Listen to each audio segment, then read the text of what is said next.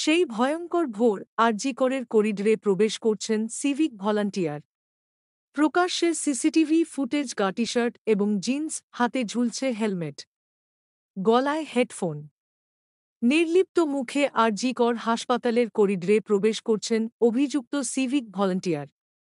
বিশেষ সূত্রের মারফত প্রকাশ্যে এসেছে সেই ফুটেজ। আনন্দবাজার অনলাইন তার সত্যতা যাচাই করেনি। ফুটেজে উল্লেখ করা তারিখ এবং সময় বলছে সেই ফুটেজ ৯ অগস্ট ভোর ৪:৩ তার কয়েক ঘণ্টা পরেই হাসপাতালের জরুরি বিভাগের সেমিনার হল থেকে উদ্ধার হয়েছিল চিকিৎসকের দেহ।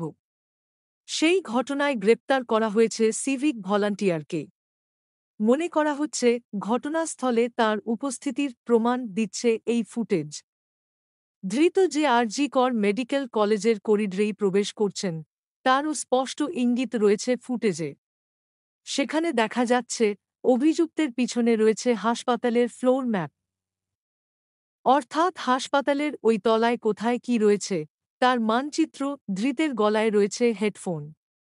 পুলিশ সূত্রে খবর, নির্যাতিতার দেহের কাছ থেকে উদ্ধার করে সংগ্রহ করা হয়েছিল হেডফোনের ছেঁড়া অংশ।